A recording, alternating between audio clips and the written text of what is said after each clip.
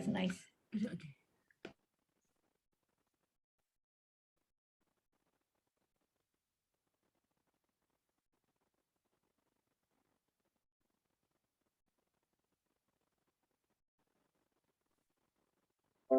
That's nice. Huh. Okay, where am I? Where am I? Are we? We're on. Okay. Hi. Yes, we are on. If you can hear us, please click in the chat box. Again, it's the same thing. We can actually read your messages. Are we? Okay. You can read our We're on. messages. Hi. Yes, we are on. If you can hear us, please click in the chat box. Again, it's the same thing. Sekejap, sekejap. There's a bit of an echo, huh? Ada echo, ada echo. Okay, okay. Is it me? Cuba We tengok dekat you punya live. I just want Good. to I don't hear an echo from you. We're good. No more echo. You can hear me clearly? Okay, great. All right. Let's see. Can hear loud and clear. Thank you. Thank you. Hi, Alice. Mrs. Rosman, you are here. Awesome. We have Jacqueline. We have Tengku Sarah. Hi, Arin Lee, Lin Sharif, Mariam, Tuti. Yep. Regina. Okay, come on in, come on in, come on in. Kita ada special guest hari ni. Okay. Okay. Let me just wish everyone, the yang miss our live session tadi, welcome to CBN Alumni first virtual event. And it's going to be an awesome ride from now on. We do everything virtually because we're still in this pandemic situation. All right.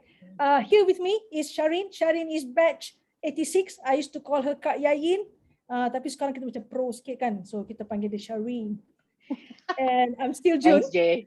June. I'm still June. I'm batch 86. Kak Yayin is batch 88. And we The other way, you are 88, I'm 86. I'm okay if you want to be batch 86. Okay. I'm 88, she's 86. Sorry, kacau you. Tak apa. CBN Alumni EXCO members, we have came out with this topic, special topic to address this situation lah.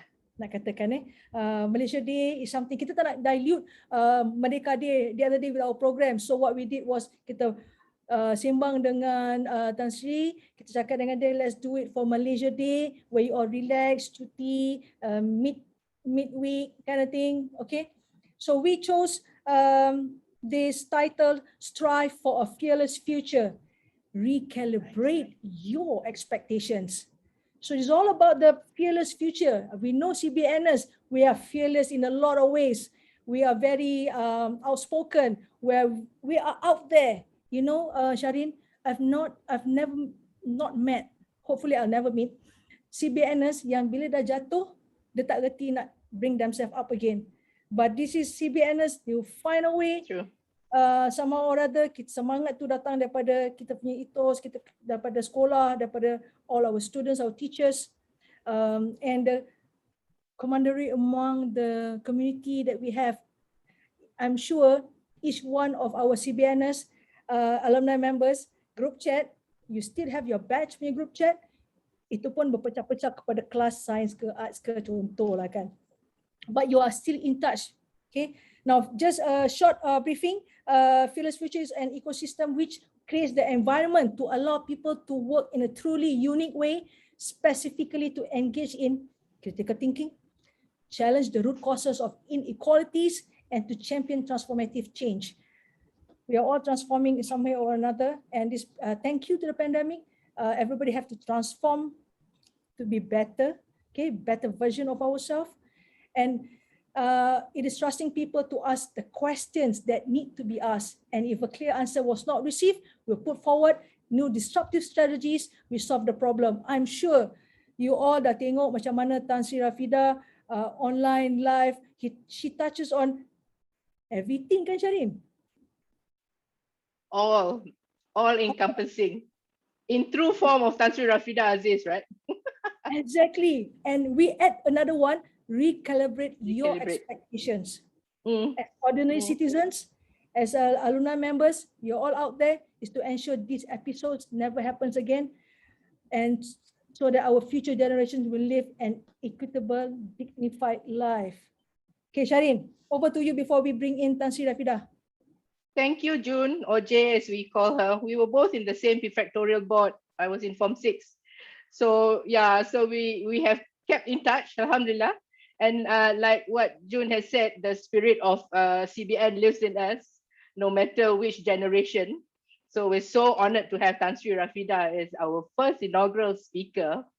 And I think this title, it exemplifies us as CBNers, but more so it embodies Tan Sri Rafidah in her life as, the leader of the country and what she does today in terms of, moving the agenda forward, speaking up for things that, we all think about, that we worry about. So today is going to be so, so special.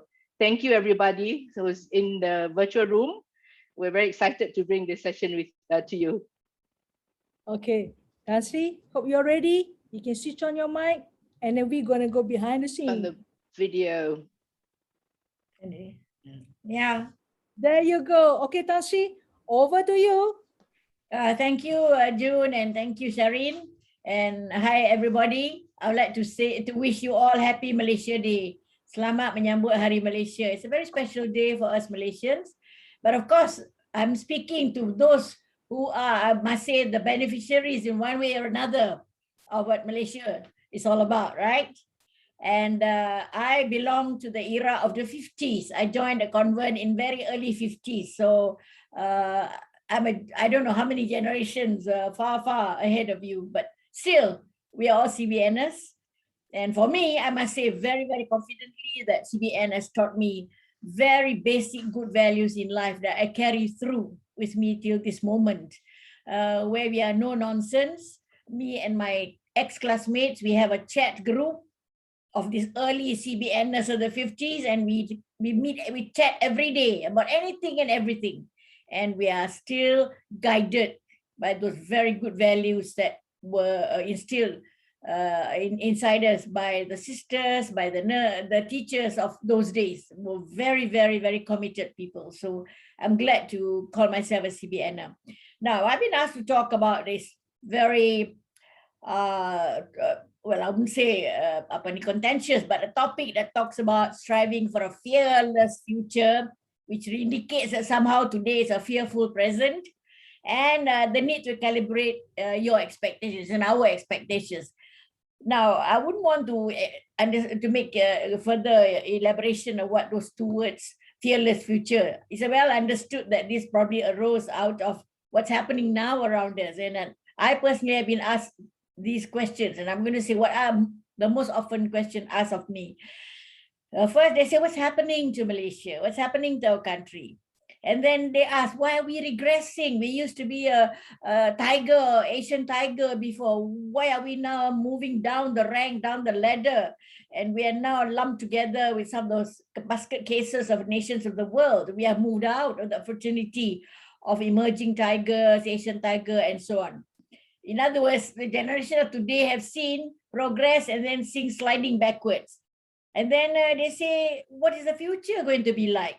And these are asked not just by young people like all of you who are present, and also by people my generation, because we saw what pre-independence was, what post-independence was, what Malaysia was when it came about, and what past governments and past situations have allowed Malaysia to benefit from, where we, as I've said, we reached the pinnacle of the fraternity of developing countries, onwards, marching onwards then to a developed country status. So if these are the questions being asked, my answer that I give normally would be one, from my perspective, firstly, toxic and transactional politics. When politics is not for development, but for self-preservation, self-interest, group interest, and where there is transactional politics, that where you support me, I give you something in return. And that is now the norm. And then you have erosion of good and responsible governance. People are just vying for posts without understanding the responsibilities and accountability that goes with those posts. It doesn't matter whether it's in politics, in government, or even the private sector. In other words, the motivation is not about service. It is sometimes self-serving. Yeah? And then there is a pollution of our culture and our society. with negativities. This is something that would really either push us back more backwards more, or can push us forward. But to me, this erosion of values are going to move us back further and down, back and down, which is a double jeopardy. The pollution of a culture and society with negativities, to me, would means that C word, corruption, in all its various forms, the smallest and lowest level and highest level. I don't need to talk further. I think you all are well read and well versed about what's happening in this area. Corruption is really getting pervasive. It used to be an aberration. Today it is a pervasive, in whether in the smallest, lowest level, the highest level. So enough said on that. The divisiveness and fractiousness among society, because people use race, religion, even gender to some extent, which creates, the we and us, the we, us, and you and them, divisiveness. You don't belong to us, you are different, you are pendatang. I mean, things like that, very, very offensive, and words that divide rather than unite, and attitudes that cause this fractiousness. People start arguing just based on religion, differences in religion and faith and race, for example. Of course, abuses of authority. It happens every day. MICC report every day, there's somebody in an orange shirt. And the weakening, which is very worrying, of some key institutions and infrastructures. Not physical infrastructure, I mean infrastructure of governance in the countries. And when that weakens, then you don't have that very strong bulwark, to be defense against all these other negative elements. And of course, the final will be the erosion of good values and principles. And this, to me, is going to be the one that finally will be the nail in the coffin if we don't put a stop to it. And where before we are used to that credo of a nation before self, today it tends to be among some people, and people who matter mostly, it is self before nation, unfortunately, the reverse. Yeah. So today we see too many people are aspiring to be leaders, whether it's politics, in government, in private sector, wherever. They want to be leaders. And leaders are equal to seats and positions. When in fact, when you ascribe a person as a leader, it has to be someone with the qualities of leadership. So people want to be leaders, but not realizing they don't have the competency, they don't have the qualities of leadership. And therefore, they want to be in charge when they can't even take charge. There's a big difference, A leader just sits in that leadership, in that chair of a leader, but no leadership quality. Don't know how to lead, lack those qualities of discipline, even management and teamwork, to even lead in whatever manner. And you have people who just want to be in charge. I want to be there, the head, CEO or whatever, without taking charge, having the ability to take charge. It's a big difference. When you take charge, you are in that position and you know what's happening, you are governing well, and you are able to do things that make things better and preempt any negativities for as long as you are there taking charge. So being responsible for that position and what the position comes with. But now, too many want to be leaders, too many just want to be in charge. And that is not good for the country. And please remember, there's a big difference between leader and leadership, post and taking charge.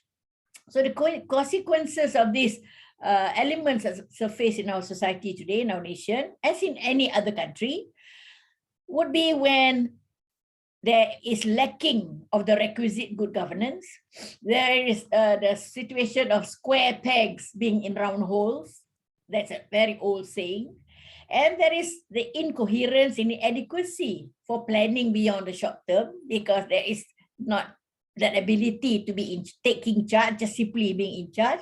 And especially in these times during COVID and post-COVID, I don't see that long-term perspective. Once we are out of the real pandemic, learn to live with COVID to some extent, what is Malaysia going to be like beyond that? I don't see that happening. And I'm sure many of you do not see that either. Words maybe, but real planning that is implemented with appropriate timelines. I have not seen it yet. And of course, when we have the kind of inability to really govern, we are not optimizing the nation's best and better talents and capabilities. So this is something that worries me, because once a nation is not looking at meritocracy, but looking at other benchmarks or criteria for emplacing people in positions that actually inputs into the governance of the country, it becomes a worrying thing, because we cannot have square pegs in round holes, and the best people, the better people, the young people are not inside there in helping to make decisions for the country. So maybe then the next question people ask, how do we make things better moving forward? Well, there is no one formula, there is no one set of things that definitely will make things better, but at least there are certain things that we can input into whatever is being done to make things better. Maybe not as good as we want to, but at least better than what we have now. First thing to me is we need to reset the national, I call the national compass. You know, each country actually has a national compass. Some countries have national compasses that are not set the right way, so they go all over. And I know I can pilot ships, boats, and I can understand if you don't set your compass well, you are piloting it off into some rocks. So when we have a national compass that's erratic, that has been errant in showing the direction because of lack of good governance and this lack of long-term vision, then the national compass is no longer showing us the way we should be going, especially in these times of post-pandemic and post-pandemic coming up for the future. So we need to reset the national compass. When I talk about national, it means encompassing everyone who has a stake in Malaysia. Let's not talk about national compass in the context of the Malay, Bumi Putra, non-Bumi, and there is no place for Bumi, non-Bumi, Malay, non-Malay now. It is Malaysian. Today is Malaysia Day anniversary. And Malaysians are anyone who's a citizen of this country. And plus people who have a stake in Malaysia. You know, we have many foreigners here, permanent residents, people who make Malaysia their second homes, people who live here, managing businesses or providing services, very good for the country, who have a stake in Malaysia, though they may not be citizens here legally, right? In the sense that legal self-citizenship, but they have a stake here in this country, so they are also stakeholders. So when you reset the compass now, all of us will be assured that that compass is leading Malaysia in one direction only and in one correct direction. Nobody is going off tangent. No sector is allowed to go off tangent. If anybody going to go off tangent, let's bring them back to that direction.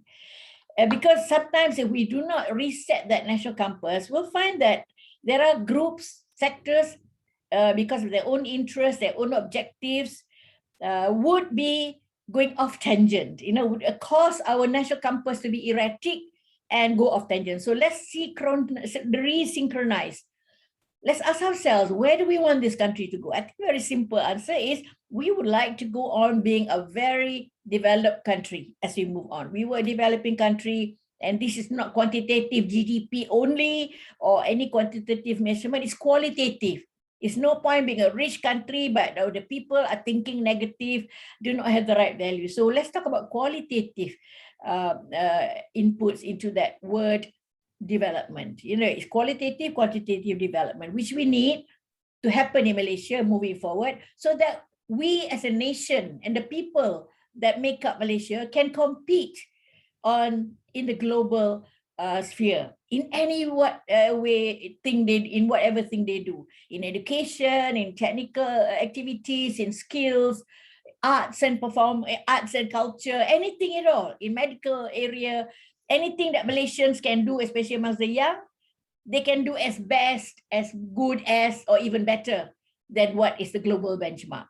And if we reset our direction moving forward in that way, in terms of national compass, then our young can be groomed, guided, and schools can be having curricula that allows the young to have that capacity and capabilities, competence to be amongst the best regionally or globally. So that's how I see this nation moving. And there's no place in Malaysia for divergent interests that will only make our national campus go haywire, and most importantly, tear Malaysians apart. This, to me, Malaysia Day today is for us to remind ourselves that religion, race, gender should never provide that fodder, for political debate and for any form of discussion that will only result in fractiousness and divisiveness. I mean, religion is to each his or her own, right? Faith, the same, faith and religion. And race, forget about where you come from, forget who your ancestors are. Just remember, you are a Malaysian. That's most important. And gender, there's no more room for discrimination, gender.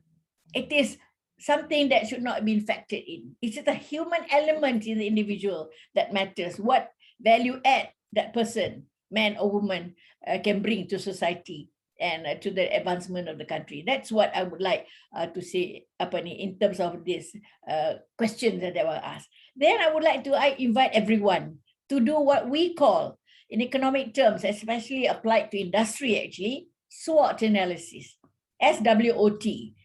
S is for strength, W is for weakness, O is for opportunity, T is for threat. I say this all the time. Although in economic context, I always talk about industry, but I think it applies also to us as human beings. Strength, each of us as Malaysians will have to identify within us, individually and collectively as teams, what are the we have in us. And I'm so happy to have to say that our young have got that strength of education, maybe not the best, but can still improve. But they have been set that foundation, given the foundation to build upon, to have more strength to forge stronger self competence and so on. So understand what are our strengths and build upon it, make it work for good. Weaknesses, I can go on and on for this, but suffice to say there are two sets. One is the personal weakness, individual weakness, and collective weakness, which is internal, and the other one is external weakness. Now, first of all, what is the weakness? It's a source of problem where you have a lack of good values, lack of good principles, succumb to what's not right, you violate the law, like now with COVID SOP, you willy-nilly violate the SOPs and then infect others, spread infection to others. Simple example, but very, very important. And again, people who are given authority, they just violate rules and laws and do what they like. They bend the rules for their own benefit.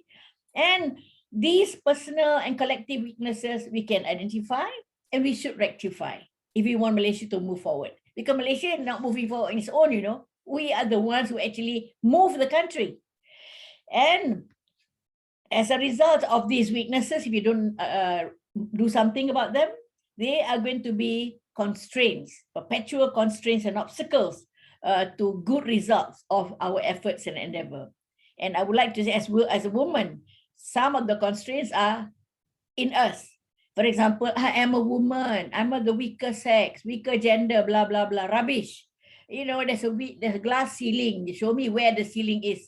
The stratosphere, there's no ceiling even up there. And why should there be ceiling above your head? So this kind of complexes, inferior complexes, I call it, that's ingrained into us by I don't know who, have resulted in personal weaknesses evolving within us. When we were actually born without these hang-ups, we developed this hang-up. So we are the weaker sex, we cannot do this. Oh my God, please. Don't talk to me about glass ceiling. Don't talk to me about gender. We are as good as the best person anywhere in the world. And then those are the weaknesses. I can go on, but I've just highlighted the opportunities. Again, I don't need to talk to you about opportunities, but seek it out. Opportunities don't come on a silver platter. Seek out opportunities in your area of endeavor, in your area of interest. My God, IT is a great facilitator. Please do it. Even an old woman like me of the 50s in CBN are able to, source a lot of knowledge from the mobile phone, let alone the computer, just mobile phone pun boleh. Why not you all, especially the young generation? The IT is a really great facilitator of moving forward in whatever you're doing. But when you talk about opportunities, I've said the opportunities don't come on a silver platter. You have to seek it out. But most importantly, you also need to be prepared and equipped to optimize and benefit from those opportunities. It doesn't mean there's opportunity there, you can just grab it. No way. It's about optimizing that opportunity and be ready to make full use of the potential of the opportunity that you have. It's up to you.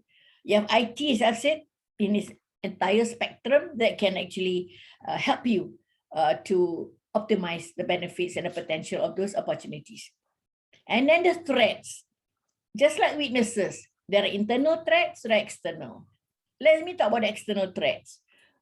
Always in any society, unless we learn to identify and rectify, there will be social norms, there'll be values, there'll be practices that actually inhibit equal and equitable treatment of people. Little rules here and there which suddenly prevent equitable treatment and results in some form of discrimination or marginalization. We have to be aware of this, because sometimes these were made during times when people were not thinking about equitable treatment within society. For example, there will be threats as a result of rules, regulations, criteria, requirements that do not allow for meritocracy to supersede anything else. To me, if there are things like that in the processes of governance and so on, they have to be eradicated and redone in order to provide for competency, for capabilities, and for meritocracy to prevail. Not because you are just a bumi, not because you're a man, not because you're a woman, not because whatever. It is because you are good and will add value to Malaysia. And therefore, this little, you have to watch out for this. It doesn't happen to be changed just like that. Unless people pick it out, that's how we change what's happened in Malaysia. My generation, we searched, we found what we can change, we got the government to change, and the beneficiaries are the people today. Equal pay, equal treatment of income tax, things like that. And other things I don't have to mention, you can look it up. But suffice to say that things were not like that all the time. We had to fight to change this, but we don't fight in the streets. We do research and we bring it up to the government and say, this is wrong, this is not right, this is not, and then we come to propose to change it the way it should be. And there are still many things that need to be changed. So we need to have this equitable treatment happen, but only with the need to understand which are the threats to us moving forward, whether you're a man, whether you're a woman, or whether whatever sector you're from, so that there's nothing that constrain equitable treatment of people, so that you can get the best to serve the country in whatever way.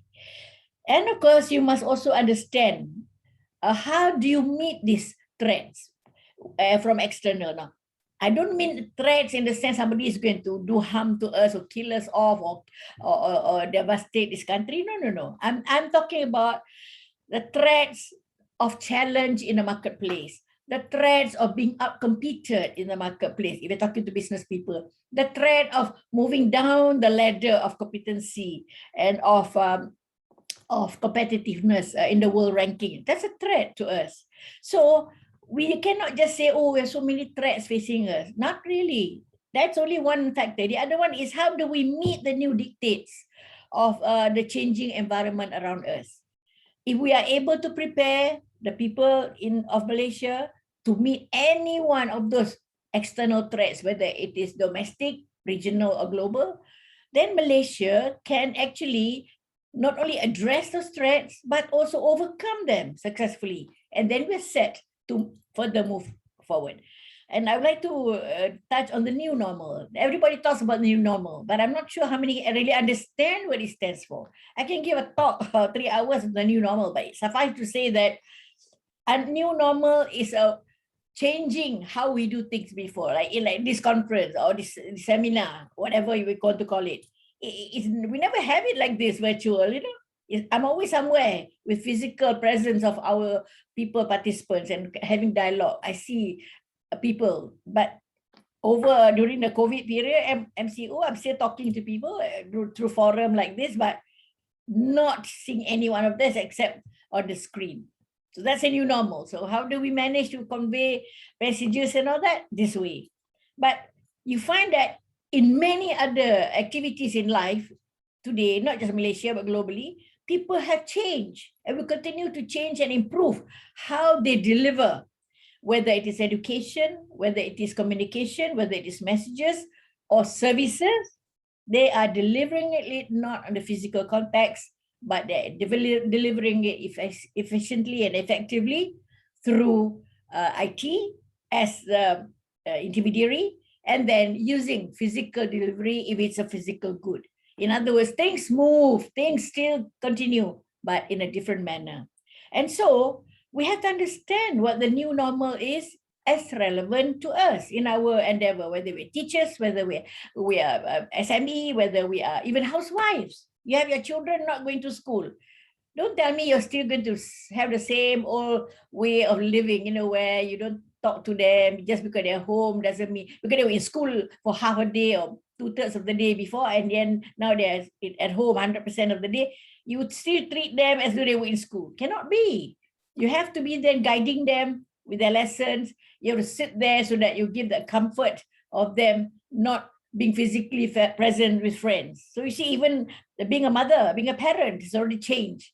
Parenting is a change function now. Not just saying, okay, I wait for him or her to come back from school, I'll talk. No way. They're there 24 hours with you. So you see, even at that family unit, what about society, business place, workplace? So in other words, understand what the new normal means. Not just take it, yeah, this is a new normal. You have to understand. Otherwise, how do you react? How can you add value to Malaysia if you don't understand what the new normal is? And you have to be equipped to address all the new challenges that come with new normal, whether you're a student, whether you're a housewife, whether you're a teacher, whether you're whatever. So this to me is so important. And then, of course, keeping abreast and keeping ahead. To me, keeping abreast is one thing, but I would prefer to be keeping ahead. I prefer the preemptive approach to things. You do it realizing that it's going to come, preempting it. Don't do it following people. Then you are left behind. Or you are doing it to keep abreast. No. You move ahead, one step ahead, so that you are better than the rest. Because while the rest are preparing, you're already prepared and you can move ahead. So keeping ahead is more important. And then you talk about inequalities. I guess these equalities can be in the context of anything, racial or gender and so on. Well, sometimes it is real because of people having rules, like I said just now, which actually has the effect of marginalizing certain people. But sometimes it is also perceived. For example, gender inequality. I always tell women and girls, sometimes it is your own inferiority complex, your own inadequacies and shortcomings that actually nurture this idea of I am being treated unequally. In other words, your own shortcomings make you feel that people are not treating you well. So why not let's do the SWOT analysis, like I said, it's not personally, identify your weaknesses. And so when you have the preparedness, and if people still marginalize you, that's discrimination. But if you're not prepared, you're not up to the mark, and there's somebody better, if it's a woman, let it be, but somebody better, man or woman, then you have to accept the fact that you're not fit for the job, or not fit for the position, not fit to be chosen because there's a better person. And we hope to have this kind of environment where everybody feels like that. So I'm sorry, like I'm not up to the mark. My interview went badly, or my results were not as good as the other person. So you take your hats off to the person, not grumble and say, oh, I'm not chosen because I'm a woman or whatever. It is because you have your own shortcomings. And so when you talk about equitable treatment, whether it is in terms of race or gender and so on, we must come to a stage in this new reset of the national campus where everybody is treated based on the same criteria. Yeah, and if you don't fit the criteria, don't bemoan it.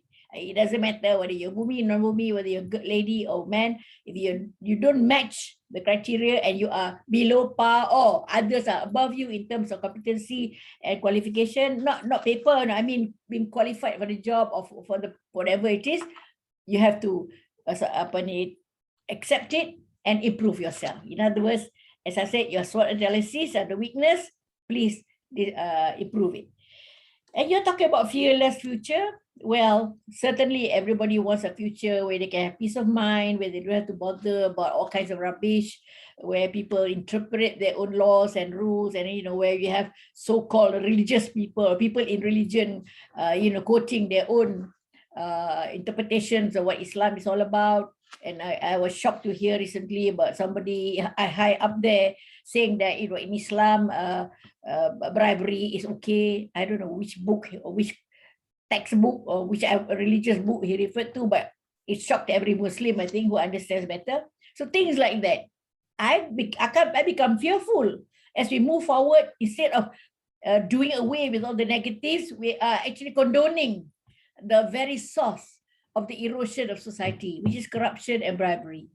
It worries me. So I think to go into a future where it's fearless for us, we don't have to worry.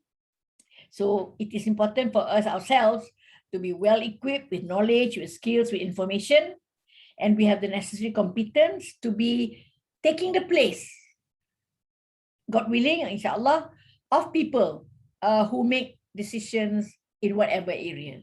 So that eventually, I'm talking about the young, essentially, where when you are there with a complete set of qualities, then you are placed in a position of authority anywhere that allows you to make good decisions for the country, that collectively adds value, as I've said, to the country. And that whoever we put in place in Malaysia from now and the future are people who are motivated and guided by the right values and principles, including integrity, honesty, discipline, responsibility, accountability, and, as I've said earlier, nation before self, making that the life's principle, life credo.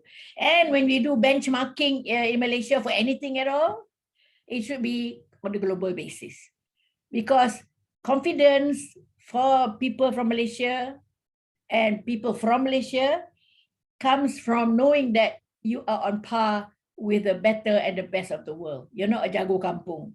And therefore, when you have younger generations coming up with the right set of capabilities, competence, knowledge, and the right set of values and principles, I do believe that looking at the future, we have fearless generation who say that we are good enough, but we're not arrogant. That's very important. Not egoistic, not arrogant, but we have the ability to take Malaysia further forward and upward. And most importantly, as I said again, where the environment will be one that is characterized by equitability. I don't want to use equality. We cannot be equal. A man cannot be equal to a woman. My God, Allah gave us the differences. We are basically different. That's why we call it male and woman. But equitable means that there's no discrimination, right? And if the environment, in anything that is done, environment is based on equitability, and we have a culture, as I mentioned earlier, of meritocracy being applied, regardless of race, gender, and religion and faith, we will be able to have generations coming, and even now, that know how to reset the national campus moving forward, and where everyone will be able to contribute towards that environment of good and moving forward, and we be able together reset the national campus. And we can now start to fight for that. Fight means not just going into the streets. That's not what I mean by fight. Fight means that understanding where the shortcomings are, where the constraints are, outside, internal, and then correcting it, rectifying it, and then applying it across the board. And to me, that is certainly how we can really evolve moving forward that so-called fearless environment, and making our own selves ready to face the new environment and the imperatives of that new environment, especially the post-COVID area. And of course, before COVID even, that ever-changing environment, a transformative environment that has been spurred by innovation, by creativity, by disruptions in the marketplace, and by new developments that bring so many things advance forward, and not one step at a time, but 10 steps at a time. So in other words, Malaysia, if we want to be in that league of nations, it's up to us individually and collectively to do it. From us as citizens, and right up to those who are given that that trust to lead us, to govern us. If you have square pegs in round holes everywhere, this country will not see the light of day towards transforming into a developed nation. We missed the 2020 deadline, as you recall, but the COVID was there to disrupt everything. But never mind, that is not a sacred 2020 date, but we have to move forward. At the moment, we seem to be sliding backwards. But I am very confident that with people being aware where we are now, that is already a good thing. It's when people are not aware or apathetic that worries. Because if they're not aware, they're not lantak lah, I have my salary. Oh no, that's not it. It's not a question of lantak lah. It's a question of whether you're a salary person, you're a business person, whatever. We all are stakeholders in this country. And only together we can make this country go back to that solid foundation, to that receptive national compass, so that we can move forward with our heads held high, and then move back into the ranks of well-respected countries of the world, where we do not have to read headlines about corruption here, corruption there. It is really very depressing when the world suddenly knows Malaysia exists not because of our performance, but because of our poor performance and our excellence in doing things that are forbidden and that are not right. So that is my intervention for a start, and I would be very happy to take questions from participants. Thank you. Yes. Thank you. Thank you, Tan Sri. Okay. Wow. How do we even attempt to summarize what you've just said? You've covered everything. Tak ada. Payah summarize. Attempt to summarize and they go off tangent and have to correct them. So don't waste time. Exactly. Tak payah summarize. Okay, we have a lot of questions actually. Let's see whether I can pin it dekat ni. We have Kalatigniti. She's asking, how can we address this session of this erosion of values? Well, to me, I'm a very simple person. It should be first taught in the house, because the child, grows, right? By the time they bercakap, they can speak already, they understand. So if you start grooming the child with the good values before he or she goes to kindergarten, and then followed by kindergarten teacher, this is about honesty, integrity. The good values I mean at that level is, please don't cheat in your exams, right? Please don't play truant from school. Simple things like that. Do your best. Don't be malas. Don't play truant. Things like that at that level lah, which is applicable kan. Then you go to school, proper school, primary school. I remember CBN. I quoted this everywhere I go, even globally. Where I say in CBN, the nuns, taught us, it was standard 3. I recall so much. Dia kata, you know what honesty means? You see a 5-cent coin. Those days, 5 cents is very important. No? 5-cent coin, don't take it. But you pick it up, you go to the teacher and say, teacher, somebody lost 5 cents. And the teacher wouldn't ask, who lost 5 cents? And the girl who lose 5 cents will say, me. You know why? If you take the money according to sister, that girl will not be able to go home because that was her bus fare, or that will be her recess money. So she won't have any recess money to buy. 5 cents can buy you something already, because a bowl of meat is 10 cents, okay? 5 cents can buy her some drinks.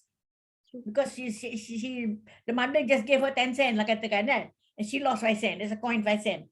So that was honesty. Now it becomes integrity. Okay, whatever they want to use, upgrade, sophisticated, but the principle is the same.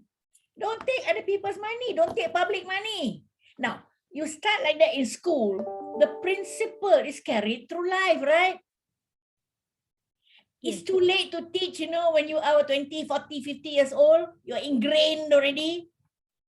Correct? Very few people repent. So education, educative process in the home where it starts and it goes on. But then there must be the element of commitment for those who teach, even if it is not in the school curriculum, like civics. Don't have to teach about rukun negara, that's fine. But to understand rukun negara, the children must have been from young to be taught, this is our negara, this is our country. Kan? Our bendera, Hari Malaysia, things like that.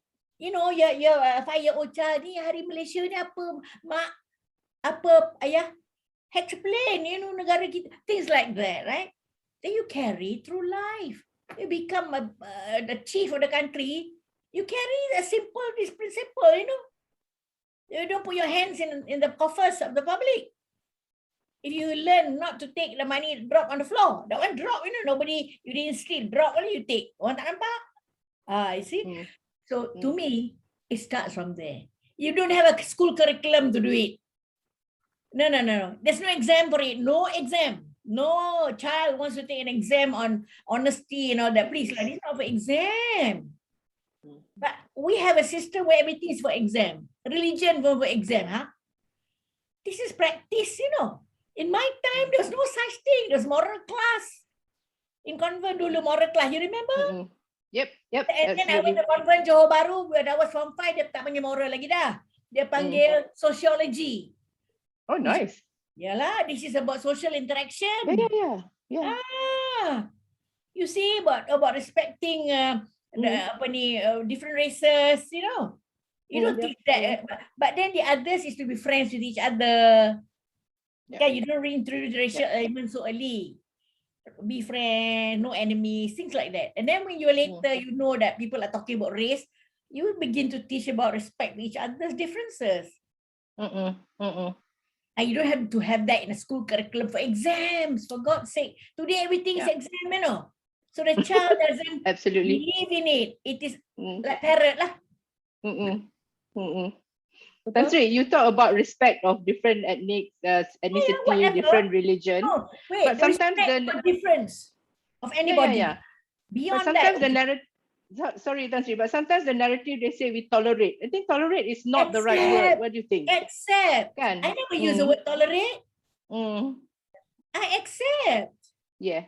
Why should you tolerate? Why should tolerate I has a negative feel to it. No, that's where the ego comes in. I'm better than you. You're different, so therefore you're lower. I tolerate you. I accept you. You're not good. I just tolerate you. Wow, you think you're so perfect. Tak cermin muka dulu. No, I'm serious, you see. Use the right words. Accept your differences. The world is made up of differences, immeasurable, right? I mean, the spectrum of diversities is beyond, Melayu, Cina, India, kind of thing. My God, that's race. Even race, sub-race, sama ada kan? Clan lagi. God. Within clan ada sub-clans. Yeah. And they say diversity is either a strength or a curse, Tan Sri. So how do you turn that into a strength? No, please look at the Chogan kata of our Tanah Melayu of those days. Bersatu bertambah mutu, and we have carried on sampai hari ni. Kan? Absolutely. Bersatu teguh bercerai runtuh. In fact, no country has anything that unity in diversity. Diversity is strength, for God's sake. I mean, I can't understand anybody seeing diversity as a source of weakness. It's strength. What I cannot do, you can do. What we both cannot do, she can do. You see? I mean, if you try to build your own house by yourself, I don't know if a hut will even come out. Because you're not a window maker, you're not a door maker, kan? Yeah. You're not a cement layer. You are planner. So it's going back to the basic values lah, Tan Sri, kan? Yes. Basic values, good values, okay, and principles, which is nothing sophisticated. It is just, I said, honesty, having discipline, right? And discipline you interpret in many ways. Time, discipline, jaga mulut. Of course, easier said than done, but can be done. Discipline about respecting others. And don't have the ego. Aku superior, ketuanan. What tuan are you? The only tuan I know is up there. The God Almighty, that's our Tuhan, right? Tuhan sudahnya. So Yeah. when we keep off, we take away all these trimmings, or trappings, complexes, we'll end up just leveling down to a level where leveling down those with the ego, level down to the normal people. No matter how rich you are, how high a position, you're just one of us, Malaysian. That's right. That's most important, right? And most importantly, as a human being. Just because you're overseas, you don't say, I'm Malaysian, No. They are orang putih, No. Or you go to a least developed country, Africa, they look down on us. For God's sake, they may not be very well developed, but for all you know, that the particular group are honest people, right? So what I'm trying to say is that do not have ego to think yourself superior just because of some difference from another person. Will you level down to the majority who think who think themselves as just mere humans, and in Malaysia, just Malaysians. And I think we can come to that stage. It is a matter of switching your mindset. Yeah. Right? It's not easy because there are people who keep continuously injecting that idea. Yeah. They may be the dumbest of idiots, but ketuanan juga. Absolutely. I just love the way you say it. I know, right? All the sound bites will be so good from this. For the sake of talking, Yeah. Absolutely. These are very close to my heart. Of course. We allow goons to govern us. Habislah. Do you think women make better leaders? Our education system, isn't it? Yeah, true. Sharif, your question tadi apa? Do you think women make better leaders? Because you look globally, I when told you women gender lead, is not material, I thought you were going to say that. I knew she was going to say that. It's leadership quality. Absolutely. Why you want to talk man, woman? Again, don't have this. I never, for the life of me, never looked at myself as a female. Never. And my friends, in the VI university, I never look at them as boys, men. Hey, it's another human being. That's all. Yeah, that's why you mentioned just now, Tan Sri, that there's a difference between leaders and leadership. Exactly. So it does not matter. The individual has the leadership qualities, ambil lah. Dulu, those idiots of those generation when I was younger. There was a debate. There's one very senior, this person. Questions were asked like this lah. You women have a maternity leave. Wow, I was 20. What maternity leave? You take it on us? Yeah. You can deliver babies for all I care. You can take over paternity and get pregnant. I don't care. I don't think the women care, right? But God made us so lah. That women have to conceive, right? Yeah. They cannot conceive with test tube. So don't you talk like that. I agak argue apa dulu apa. Came out in the utusan Melayu, not Malaysia, utusan Melayu of those days jauh, macam-macam lah. Because how can you say like that? Kita go maternity leave, so employing you will be like wasting lah. For God's sake, I say your men probably go on leave more than 40 days throughout the year, right? Or throughout the jika sakit itu, sakit ini, macam lah kan you add. 40 hari, this woman very diligent. Tiba-tiba you begrudge 40 days. You know, my language has never been different from before or now. And I was the youngest there. They looked at me in disbelief. I said, nobody would know if any woman had a choice, she doesn't want to be pregnant. She can get the baby, correct or not? The husband can conceive for her. Of course. People love the baby equally, but cannot lah. So that's why I said, don't argue with God punya ni lah kan. And don't take it out on us. 40 days pregnant. Of course, I don't care. Because to me, facts are facts, right? But then the women also, jangan because kita ni pregnant, katalah kan. And we demand special treatment. I'm a woman, that's the worst thing. There are many other women who are pregnant, but didn't ask for the same treatment. So that one incident become gossip. And you women, like women drivers lah. Correct. Maybe somebody met one or two women drivers of those days. I don't know where, not Malaysia. I'm talking about this global phenomenon. Yeah. You are just like woman driver. You come on. That's not fair, right? A bad driver is a bad driver. Yeah. Exactly. Yeah. Dia ada satu daripada Yo Queen Chan. She mentioned, as Malaysians, we must be mindful of the feelings of others when we feel some have more rights to the country than others. After all, we are all Malaysians, so we have a right to be citizens of the country. That's what you stress on just now. Yes. But you see, once you are a citizen of the country, there's no first class, second class, third class, you know. In fact, in your IC, you tengok lah. What is your nationality? Malaysia. Malaysian. A Malay without a nation can be a Cape Town Malay, Brunei Malay, Singapore Malay, Cambodian Malay, or Malaysian Malay, Brunei Malay, right? So you cannot go around the world, I'm a Malay. Which country? Kan? Kalau you kata I'm Malaysian. Malaysian lah. And also the same with the Chinese. I will tell my Chinese people kan. I'm Chinese. The question is from where? Beijing or Shanghai? Or Wuhan? No, Malaysia. Then why you call yourself Chinese?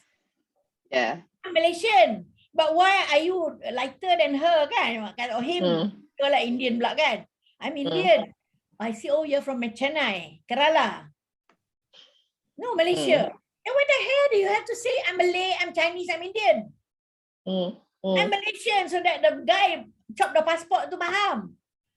You know, the Indian origin British kan, cakap macam Cockney kan. Cakap I'm Indian. Oh my God, nak kena lempang. They're more British than the British. I'm British. Yeah. Rightly so. Dia beranak kat situ. Mak dia pun beranak situ. Rightly so, right? And why are we talking about those people whose ancestors came before us? Kan?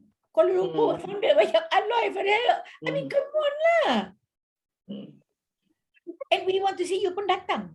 Oh my God. See how perverted perceptions are? We have to correct that. Correct that. Okay, daripada Elise Ibin. Ibin, she's our treasurer. She said, she commented, those who covet leadership position for the power and self-interest and not for the betterment of rakyat and nation. Of course, that's what I said just now. Yeah. And then, and of course, because of that, their campaign speech usually differs from their actions after the elections. Because everybody that has that kind of motivation will present themselves differently according to galleries. Depends lah. You go to makcik-makcik where, you know, makcik-makciknya, then you are like the makcik lah. You jubah pakai. If you are near a masjid, you are jubah yang ketayap kan. But if you go to some teenage or now 18-year-old boleh vote kan. At the gathering of 18-year-old, 19-year-old, you want to talk jubah-jubah. These guys won't even attend, right? So you got to be groovy.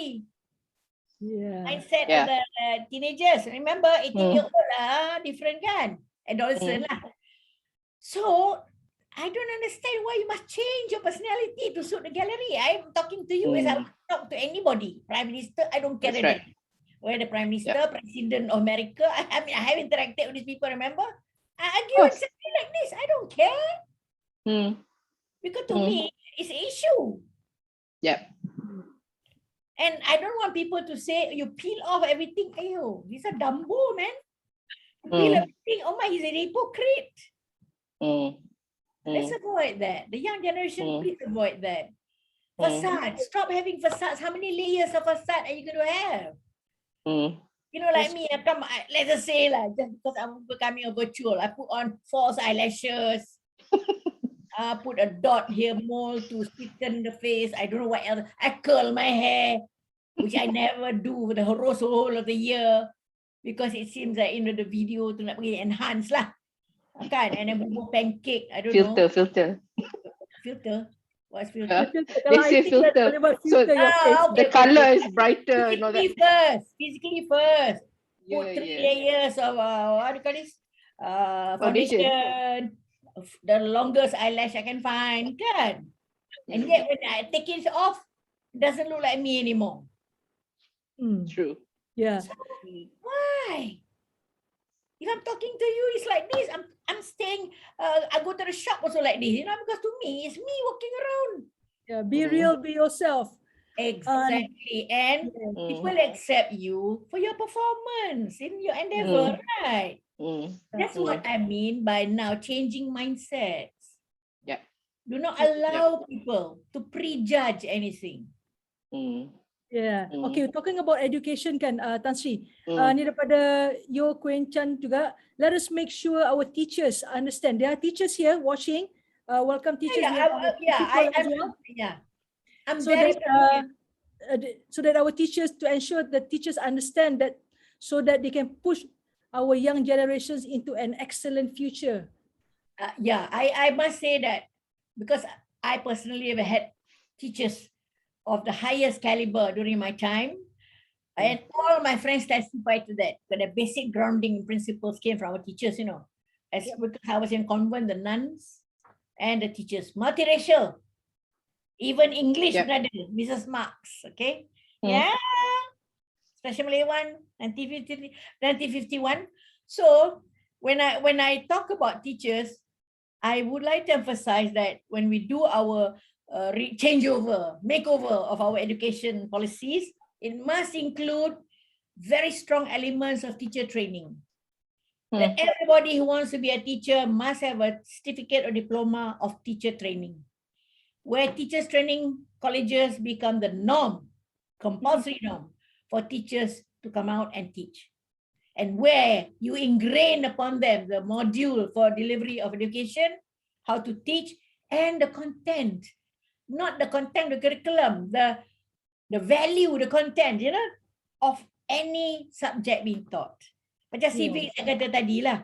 Bila tokoh negara menyanyi sana sini bendera Malaysia, Malaysia prihatin, which is wrong.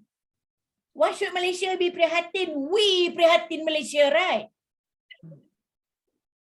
True? Betul? I don't know which mind did that. Malaysia prihatin. I said, what? Kita tak peduli. Malaysia is a country yang patut prihatin kita. Rakyat. Kita prihatin, rakyat prihatin Malaysia. Barulah sedap kan? Ini Malaysia prihatin. What can Malaysia do? Malaysia is a geographical entity, bukan ada nyawa ke? Bercakap tak boleh. That's a very, very good point, Nancy. So anybody who, I already mentioned it, I already the person or the group that did that doesn't understand it. Don't allow this to happen. Malaysia prihatin. Hey, kita prihatin Malaysia. Barulah sempurna kan? Yes. Kita kena prihatin. Yes. The people on the top, they're prihatin, the private sector prihatin, the teachers prihatin, and kita rakyat biasa prihatin. Barulah Malaysia cemerlang. Ini di seluruh Malaysia prihatin kat kita. Balik. I refuse to even use that logo. It doesn't make sense. Doesn't make sense. Yeah, you want to touch on something else, Ansri? I wanted to maybe switch or steer the conversation towards the economy, because a lot of the people who are in the audience are business owners, they work in companies and all that. And perhaps where your thoughts are in terms of what are the sort of drivers of our economy that's going to really make a difference. Saya dah jelak cakap hal ini because I've been writing Facebook articles. I know. Yeah, you know. And that if some people just jot down a few things, they understand it. Like where I, in my small way, you can make a contribution. This is what we should do. Suffice to say that we don't see that anymore. Yeah. Recovery plan is about from COVID. Yeah. That is mandatory. That is mandatory. Tak payah heboh lah. You have to do it lah. That if you are not doing it, something wrong with you, right? Yeah. The whole world is doing COVID recovery plan, correct? But what I am talking about, while we do the recovery plan from COVID and the pandemic and all the other issues related, we address the real issues that have surfaced now. The unemployment, about 7 million according to reports. SMEs, 150,000 by end October, could be closed down. SME Association cakap ni bukan saya. Not, SME Association. That's it's how real. Yeah. And unemployment 7 million. These are statistics that have come out. And of course, the capacity of these small SMEs to refund, to refinance their business after the lockdown, very, very low. Capacity gone, business gone, taken over by the virtual service kan, delivery service. Orang tak pergi kedai lagi. So those who are not on board with online delivery, they miss out. Ketinggalan. Whatever. So they have to switch very quickly. But who's teaching them? I don't know. There must be somebody. But I'm just saying. Even the bigger firms, same thing. They have now been, they have come out from their place in the value chain because of the lockdowns. They don't know how to handle workers not vaccinated. So they have closed shop. You close shop, people find alternative sources, not from Malaysia, from other places. Vietnam, Cambodia, everywhere, right? So people in the value chain of various industries and sectors have lost their space already. They lost their place there. No longer already removed because they are found to be not necessary because they are not updated on the best way to deliver virtually. Because they tak pernah buat. Nak relearn the whole thing. And so a vaccination not done. You see, so in parallel. So the recovery plan is about vaccination, testing semua kan.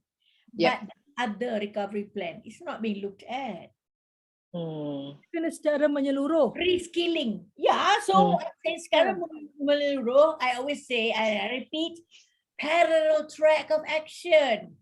The COVID recovery ongoing, more intensive actually, right? And more extensive. Get tested, continuously vaccinated, all sectors.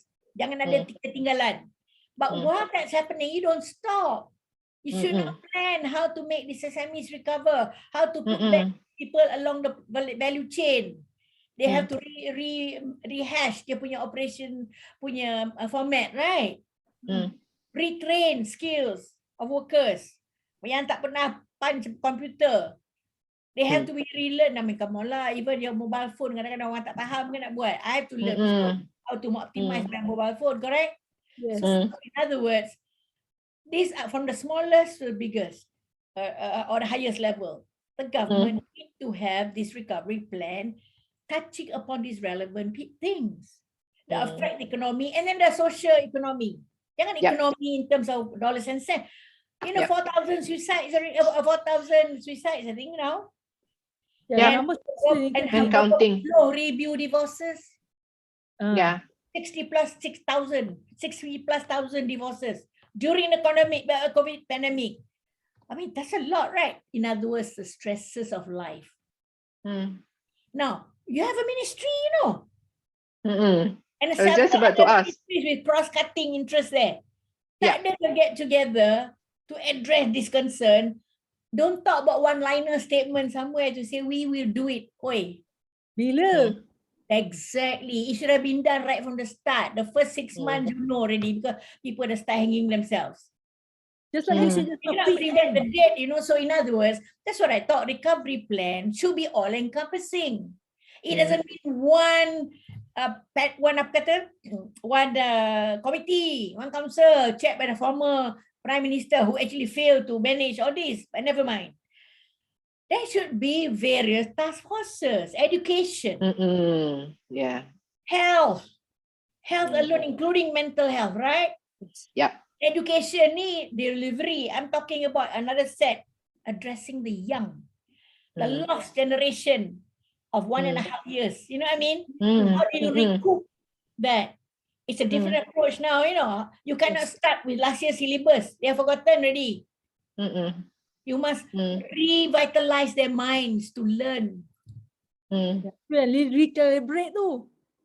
Yelah, itu besar sangat perkataan, kau tak faham ke setengah orang. You pun Jun. Alah, jadi kalau you faham, saya faham, everybody faham dia calibrate. Calibrate orang CBN je boleh faham. Pula calibrate. So bad. You know what I mean? CBN boleh faham. Weh, betul kan je sudah. Kan? Yeah, fix. Just fix it. Kalau itu tak faham, I tak faham. Give up lah. Nanti ada soalan. Wait. Kita ni very fun. Paradigm shift. I knew it was going to come up. I call my staff, paradigm shift. I said, excuse me, what is paradigm? And what is the present paradigm that you want to shift? Yeah, shiftnya. You see, you know, we have the paradigm shift. Okay, tell me first.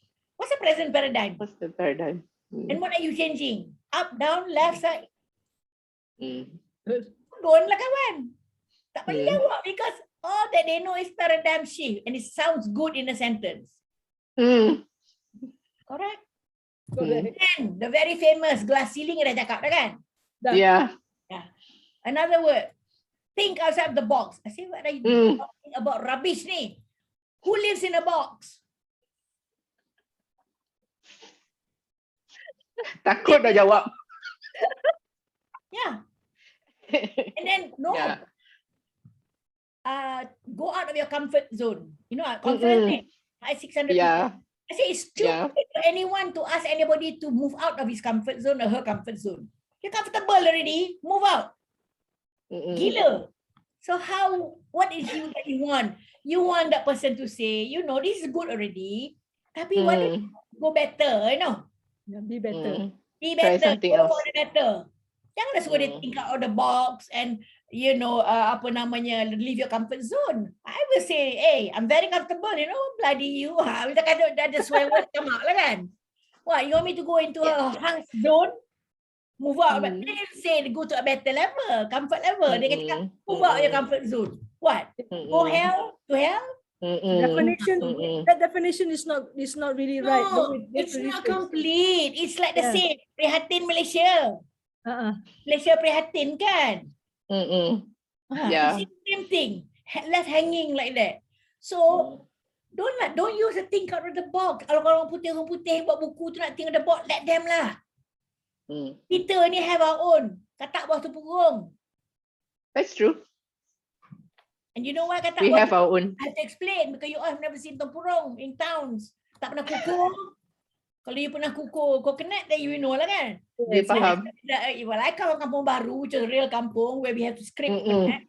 What happened was that scrape coconut, you have a stick in the ground where all the holes kan. Kita nak untuk buat Yang benda tu. buat lampu raya. Oh yeah. And buat ni burning. Masak. Kita pecahkan instead of coal you use kepurung dah kering kan. Dia punya ni sabut. All the eye of the coconut shell, you drop the coconut shell into that long spike.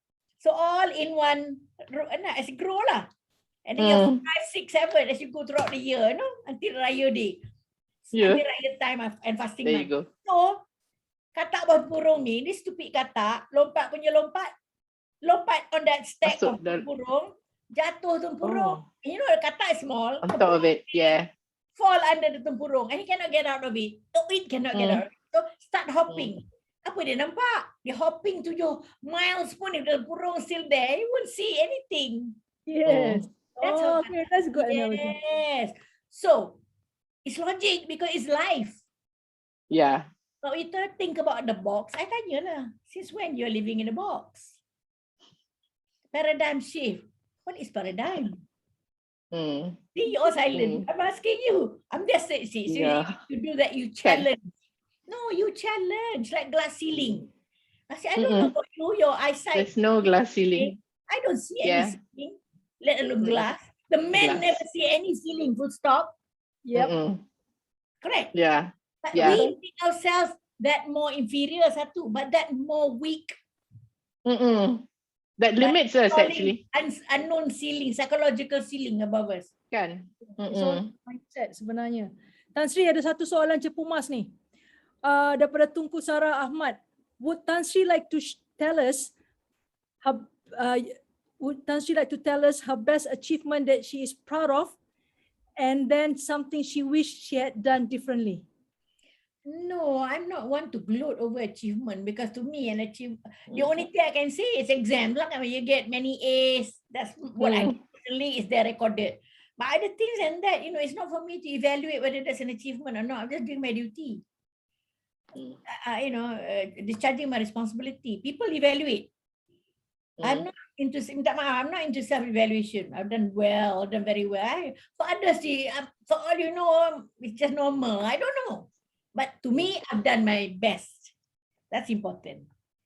But whether it's an achievement, I do not know. But again, it's I regret. Life is too short, you know, to regret anything. So in order not to regret, don't avoid doing things that should be done today. Never postpone to tomorrow something that you must do Can do today. today. And so that you don't regret. Hmm. I should have done yesterday. Oh yeah, I should have done, now dah time, dah overtaken the events. Something like that, That should have, could have. Yeah, tak payahlah. Of course, we all are humans. And discipline is not always there, right? But what I don't regret lah, alamak, never mind, I can do today, you see? So it's not, there's no cause for regret lah. If you can do it today, right? I'm still alive. Macam tu. So to me, don't do anything that really make you regret later on. This is really is the way you apply principle lah. Let's say if I got my degree through cheating, oh my God, that will stay with me even after I'm dead. Forever. Yeah. Talking about that, Tasi, when you talk about degree cheating and all that, here's a question. How would the population take it if we insist our leaders should have a minimal level of education or understanding of their responsibilities to the people who vote for them?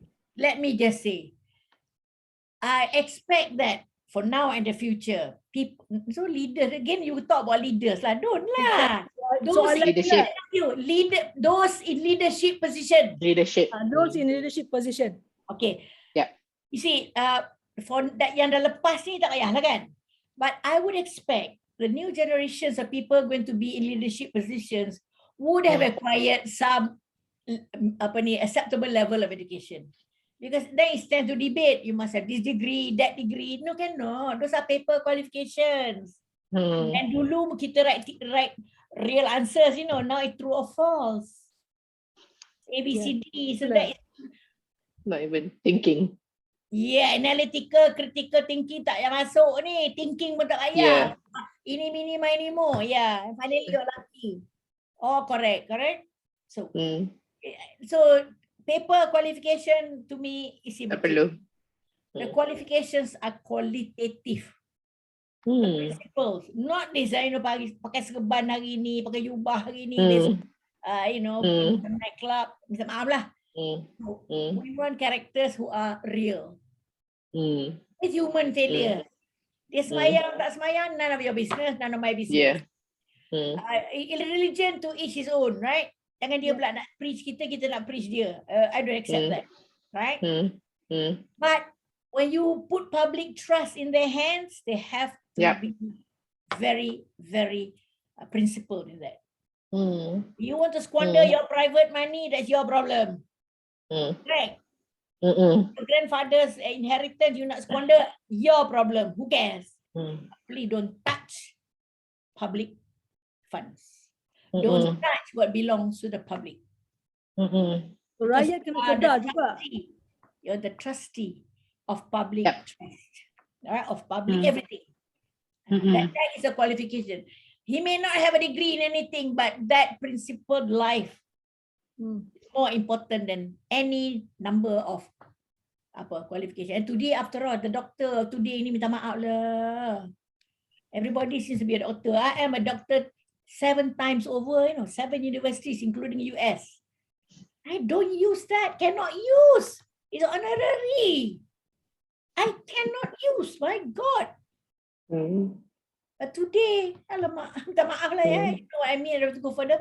So in other words, people are so obsessed with paper. They forget to look at that qualification that's most important.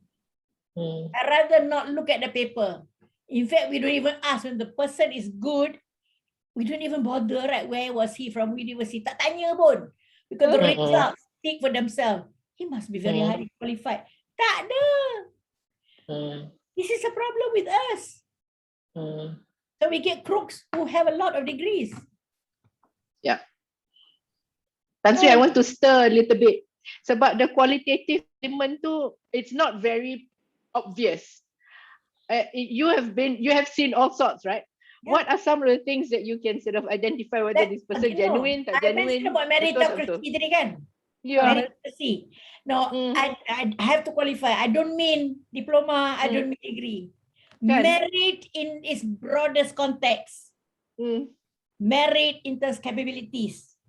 You know, not diploma ni. You know, a person with the best diploma, with so many A kat sini, F in everything else.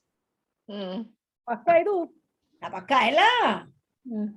So in other merit means competence, knowledge, not diploma knowledge. I'm talking about knowledge, what's happening in the world. Understand IT, the implication of IT on daily life and work, things like that. So quality, rather than the guy who has all perfect A's tapi bila tanya a little bit, what is AI? No, nanti what's AI? Habis dia. Huh? Tak. It's not Anwar Ibrahim. No, is it anything else? It's Adobe artificial Illustrator. intelligence. So maknanya, kan, Yeah. katalah he or she is not a science student or do not do anything in technical area. Katalah dia in some area that's not, tapi nak apply for a job. And the person interview just wants to know how updated this person is. Do you understand how AI has affected lives now? You know, the way that lama menunggu tu, you tahu already lah. Tak Dia tak tahu. updated lah tu ni, by the book aja dia orang ni. Itulah, that's what I mean. So you have to look at the qualitative aspects tadi, where that man or that woman, that girl, boy adds value to society. In small way, incremental ways kan. Jangan pula kita kena re-teach, re-everything. Tapi gaji dah besar ni. Kita nak ngajar dia how to do his job or her job. Habislah cerita macam mana. Yeah, that's quite pretty much of an issue right now. Exactly. On the question from Danusha Selva Kumar. Dia kata, good evening Tan Sri. Good Was evening. there significant moment in your life that inspired you to become the fearless icon you are today? First of all, I hate the word icon. Dengar tu So Danusha. don't use me as any icon. I'm not a stone. To me, icons are those that you carve out of stone or wood and then you plant. You know, you put it somewhere at the corner of the road. In the garden. Symbolizes something. Humans are not icons. Our standard, maaf lah ya Danusha, I have to say this. In Malaysia particularly, our standard of labeling a person icon is so low. So very low. I always use this word. I say, everybody seems to be an icon. Oh my God. Okay, don't do it lah. So I'm not an icon. I'm just me. All right. Secondly, we so low benchmarking performance and excellence that what is mediocre to other people, kita dah already excellent. Great. Orang is just a mediocre business person. Kita ni ada empire. I always say, turnover 1 million. Wah, dah jadi empire dah. Usahawan, jutawan. Dia tak check bank balance dia. Liability 2 juta. Hutang dia lagi. Yeah, that's why I say hutang lah lebih 2 juta. Nanti. Turnover 1 million. And then what one whole 2 pages. Usahawan jutawan. Malu lah kat orang lain kan yang baca tu.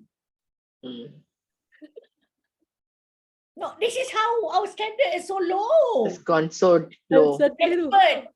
Okay, how many expert daily we are creating expert? Pakar. Bercakap aja pakar.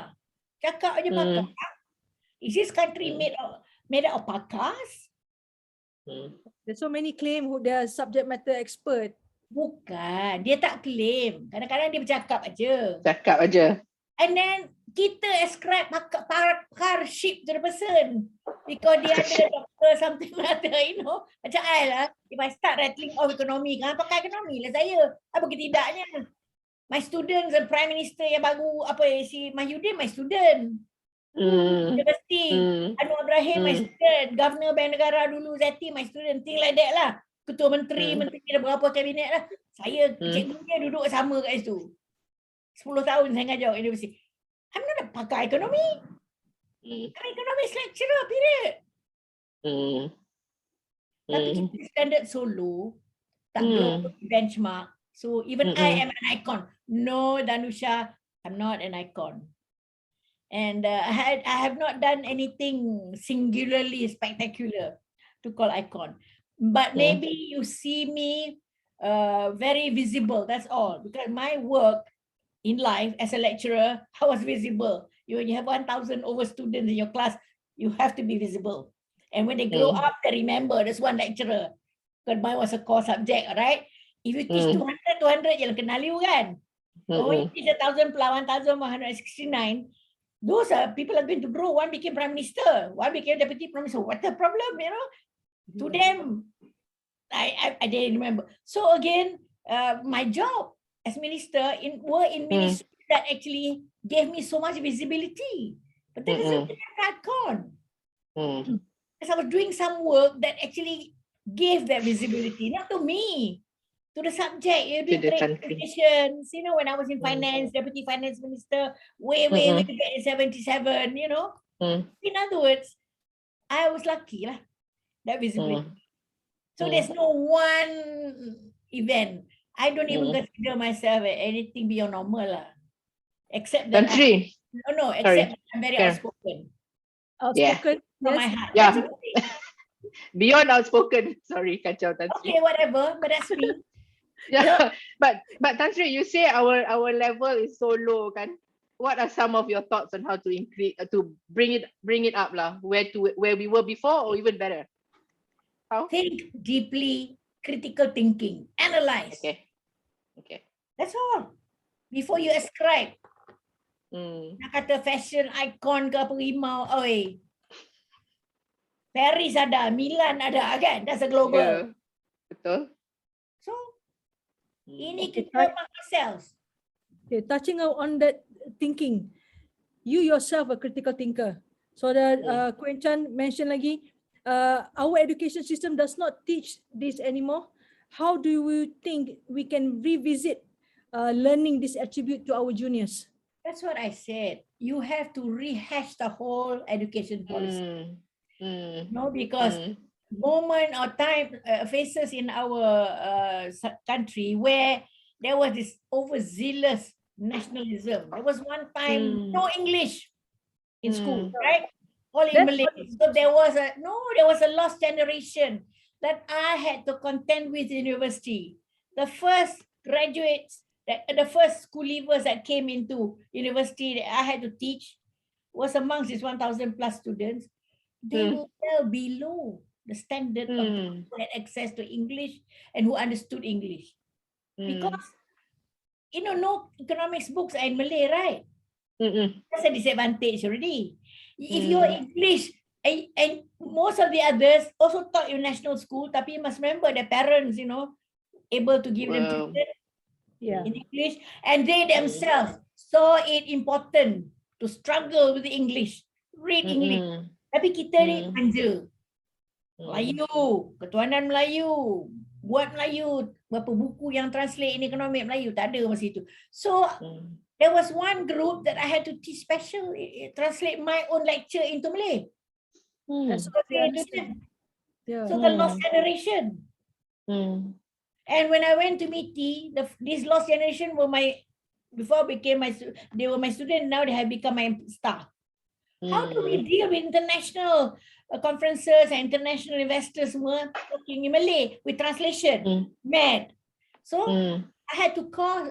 I had somebody who offered to teach, wife there, offered to teach English every Friday. Marah lecturer, because she was teaching English there. And the first thing she said, Rafidah, your staff in English horrendous. I said, why do you think I call you? Yeah. You see, and it's great shame. And this was way back in the 80s. Because when you go to a negotiations, and then these are technical terms. So you become silent lah. And in fact, before that, you were prime movers, leaders in negotiation. You become follower. So you know who talks on our behalf? Singaporean, Filipino. I don't blame them because they are the ones who can talk. They can master it and understand the equalities. And kita ni first of all switch to English. Gagak. Malay, English. Itu dah take 5 minutes. Cannot respond. True. Yeah. And so we cannot even get our point of view across. This is a challenging world today. You know, very challenging, kan? Yeah. Even going virtual. If you cannot talk in English, how long do you Okay. want? Do I need to? You need to wait for me to synchronize Translate your in the head. Ya, betul. When I'm a bilingual, half Habis sentence I dah. can talk English. You know what I mean? It's a natural. Yeah. Ah. Betul. Like you lah. Make it Mm-mm. natural. Yeah. Okay. Let's switch. From Marina Yong, our president. Yeah. Taking away the candy from a child is difficult. And likewise to grown-ups who have been used to privilege and freebies. What would your advice be to approach this? Because kalau nak katakan usahawan, time COVID ni, you know, Tan Sri, even nak apply visa for your children to go to UK and all that, phone calls are not taken. But then if you swap 2,000 ringgit, straight away visa. Dapat. Within 10 minutes terus dapat. How do we take away this? Well, report it. Report it. Pay. If you're very good, I wouldn't bother. Don't even pay. I will report. Itu yang report. You see, no, Marina. If we feed that misdemeanor, you know what I mean? Give fodder to it. It will perpetuate, and other people say, senang aja kan, dia dapat 2,000 sekali. Aku nak buat juga in another department. By good example. It has to stop. So if you can do it within 24 hours, why do you have a stupid rule that says 2 weeks?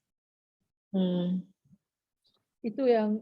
Yeah, but you see, who correct this? We, the citizens, the agreed citizens. Start from us. I am a retired person, but people really do reach out to me for all these things. Because they know that something has to move. Sometimes I know the people right at the top there, KSU, KSU. I tell them, ada department ni something wrong. Jadi investigate betul.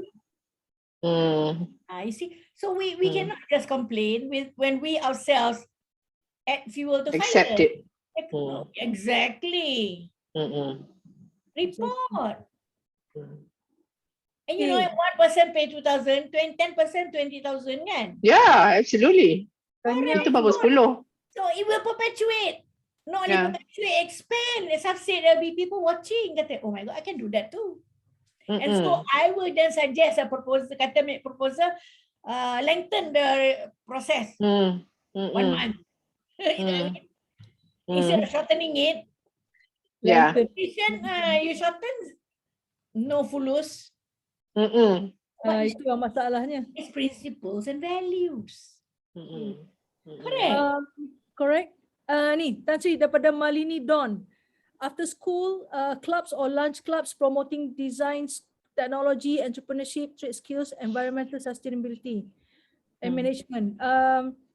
So we are going to, the CBN alumni, we want to start the virtual education to touch on mental health, to touch on, there's mentor, mentee, and then touch on entrepreneurship. I think among the schools in KL, CBN has played a big role in terms of setting that standard.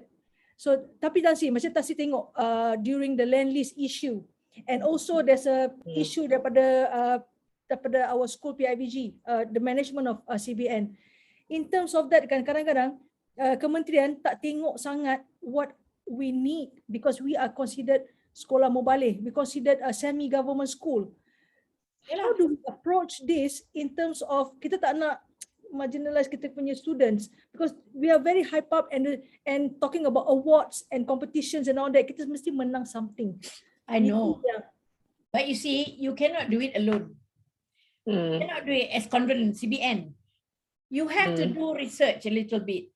Find out in the whole country how many of these mubalih schools and similar schools, you know, where it's not government fully aided, kan? Like you all are. Yeah. There must be enough numbers, you know, that actually allow you to think through collectively on the way to move forward, what to do. Need legal advice. There are any number of lawyers amongst you. Graduated. Not CBN. You see, let's not be parochial lah. Convent alone dah berapa kat Malaysia ni kan? Tak kira kat Sarawak lagi. And and the similar situation, Chinese school, Tamil schools kan tak? Banyak lagi kan? So, these are School is a school to me. Children are children, right? Kalau you teach agama for the hereafter in our sekolah tafiz ke apa, these children cannot fit into society later. Why do we become? We are talking about, new normal segala-gala kan? So that you have to rationalize. You have to make sure there's a national education curriculum that fits to every school. But all these fully aided ni, rehash that concept of partially aided or whatever. Rehash it because they're training children. Yeah. Why you discriminate children in the convent of Malaysians from children in a national school? So the management of convents and whatnot will have to be rational enough to say, okay, we get absorbed into the national stream as per curriculum, as per whatever, right? Tapi because we are traditionally school governed by a board macam ni, you want to retain that. It's okay. Yeah. But you must do it for CBN, must do it throughout the country. Across. Yeah. And come up with this proposal. I'm telling you, people will support. Yeah. Just like how they supported us that day. Correct. Oh, I went to Sri Ram direct. Yeah. Yeah, Power. I got our message through We that. thought so. No, because it has to be like that. Kan Yeah. the case kan. Anyway, I don't want to blabber lah, but I'm just saying. So when you talk about schools, we have to rationalize the entire school system. We cannot have substandard here, above par here, you know what I mean? Because some schools, because they're not aided by government or they're minimally aided, they go their way and they upgraded their punya delivery system. They focus on IT kan, because they carilah donors, contributions, apa benda. Kan? Yeah. And their performance better. And our Malays lah I'm just saying, send Chinese school. Why? Because suddenly the parents realize, my God, my children are getting better, up-to-date education. They move. Itulah dia. No, but I don't blame them, because when they see the future for their children, You want the best, right? yes, they go lah. So let's break this. Grouping ni kan. Education should be for all. The curriculum wise kan, and the teaching methods. You nak you punya little bit agama tu cerita lain, but don't make it exam. Yeah. Moral should not be made exam, right? Ini tak semuanya nak exam. So they learn, habis exam good night. I become the Tahu dah. They just memorize saja. Application. Iyalah, exam kan. Sebab exam. Syari, I got another question while I look through the live chat. Ada. I actually wanted to also tap on your wisdom lah, Tan Sri. You spoke about innovation tadi in your apa nama, in your opening with us kan, and how are we, because you say we have our talent is best and brightest and all that, right? But we're not actually creators of solutions. I didn't say that because we are not zeroing on meritocracy and basing choices on meritocracy. Merit is not diploma, I qualified that, right? Yeah. We are not getting the better or the best. Because to them, full A's is the best. No. It's not about the A's. Tengoklah subjek apa dulu. Yeah. And also look at the personality of the person. Tanya dia whether how IT savvy dia. Communicative skills. That's what I call merit lah, not the diploma. Yeah.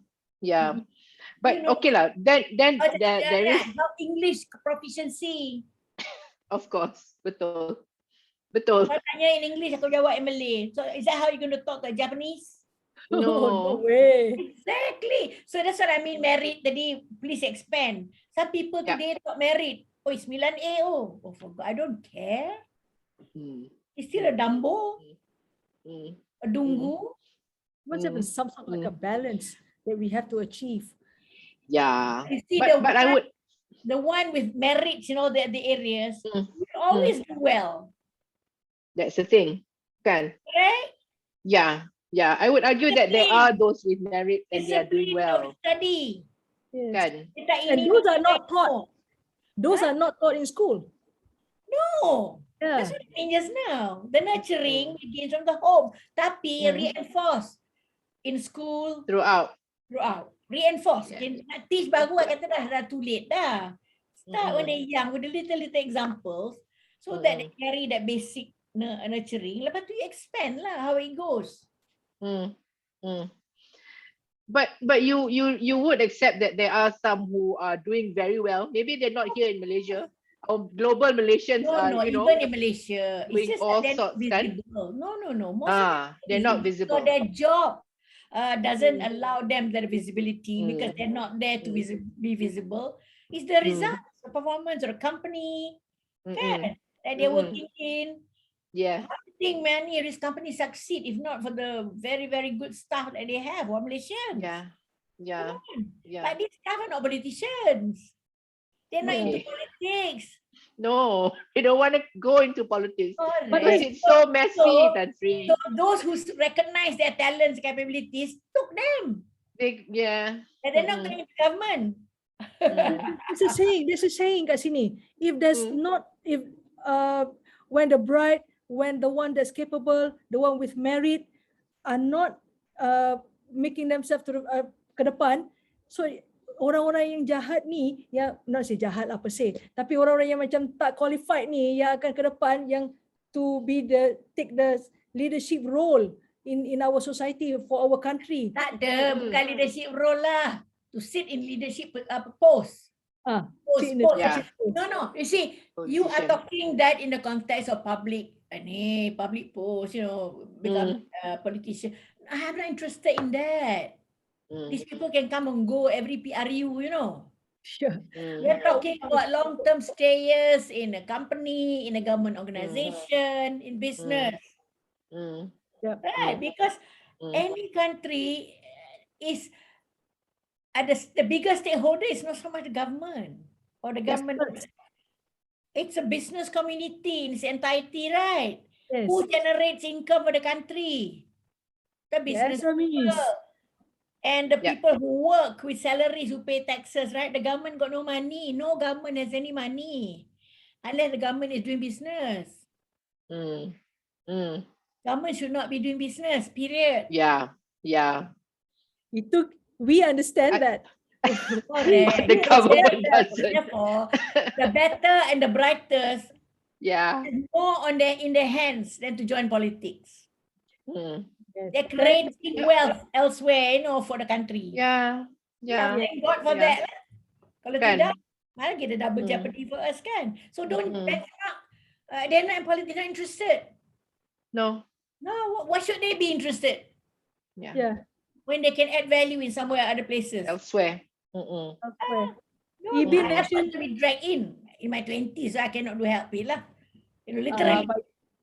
You are parked there at that point of time. You are right place, right. It was a different context then. Yeah. So and I thought that, you know, since people had that much faith in me, I better do it properly lah. You know, that kind of thing. And I didn't seek to go in. Heaven help me. That's different. That's the difference. That's the difference. That's what I mean. So when you are talking about people who make themselves visible, be very wary. Be cautious of anyone who seeks visibility, right? Be very cautious. For me, being visible was part of my life. I never asked to be visible. I told you, I was in government service for 29 years with full visibility. No, 33 years. I'm sorry, I forgot about my finance stint. 33 years. Every ministry I went was visible. There's no two ways about it. Even if I ran away from the press, they find me. You know what I mean? During global media. So being visible to me is not because I seek something. It's like, kalau I tak visible tu, I might be sick lah. You know what I mean? Macam tu. MCO. Ni MCO pun tak boleh tak visible sih. Ada virtual kata dia. MCO ni pun tak sempat visible pun. That's what I'm saying. But to purposely make yourself visible for a selfish aim to gain from something, that's not right. That's not right. Your motivation is wrong. Greed for yourself. Greed for position and all the perks. Your own. To that. Correct? And this is what's happening today, especially when you have IT and multimedia and social media. My God, kadang-kadang tutup je, cekung. They're not there to impart anything. It's visibility.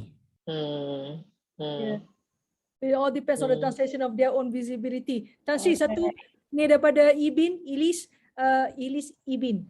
To be fearless, we need to identify the fears, real or perceived, and remove all the roots that grows those fears. Yeah.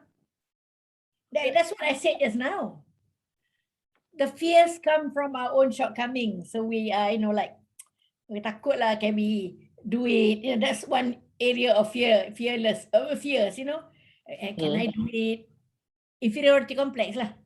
Yeah. So in order to overcome that first level of fear, to understand that you need to equip yourself with whatever skill, knowledge that enable you to have self-confidence. Yep. One person dulu. Can you imagine this collectively happening within groups and on? Suddenly over 1-2 years, you have this group rising from that shell, always, and takut lah, you pergilah, not me lah, aku takut. That kind of attitude.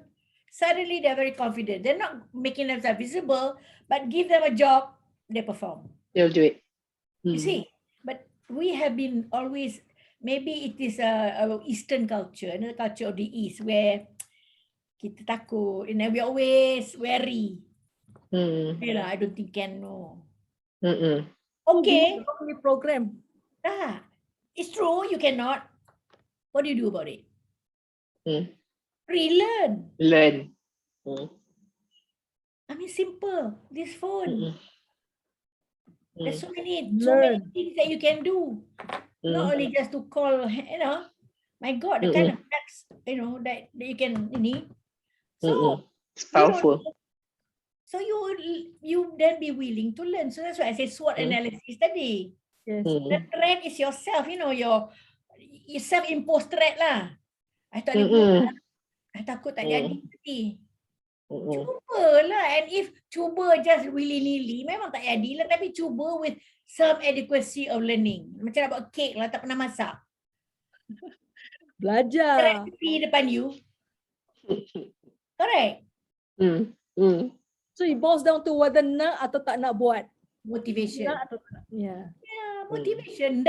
Motivation. Takut. This fear of not being able to perform. Well, you have to overcome the fear. Yeah, that's right. Okay.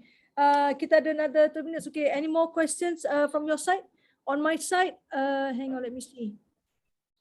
I've got a few, but we seem to have covered everything. Yalah, Sri tak bagi Chan nak tanya question. Semua dah cover. Dia tak apa nak cakap mulut. Betul. No, Tan Sri, I had a question on innovation because you mentioned it tadi. Okay. And then we kind of went into merit and all that.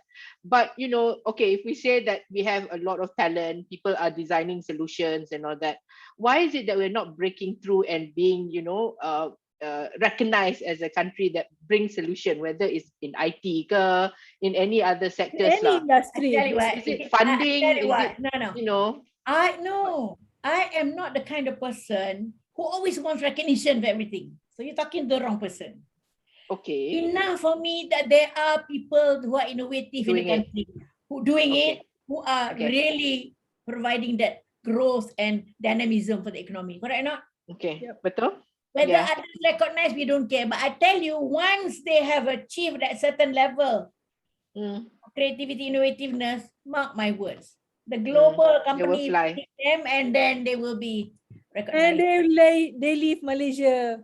No. The company will reinvest. Will invest here. The talent is here. That's how you want to attract investments. We would love to say that is as easy as that to attract investment when a lot of them have. I'm just saying, but if we do not have an education policy that actually emphasizes these things, Betul. just giving them tablets is useless. Yes. That's Pengisian the content. Yeah, no. Understand what this is only a vehicle. Correct. Understand the tools. It's like I give a person a car, never Tak learn how reti to dia drive. bawa. Tak guna Take juga. the car out of the garage boleh. Suruh pergi, go to the center KLCC, minta maaf, takut banyak traffic, too many traffic light, ada.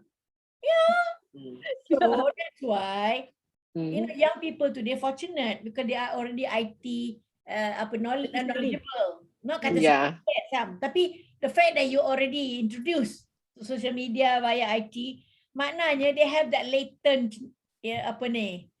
competence in them. So, skill Yeah. lah. So that's why the delivery of education now will have to change. And first of all, the teacher, like you said just now, must be competent in IT.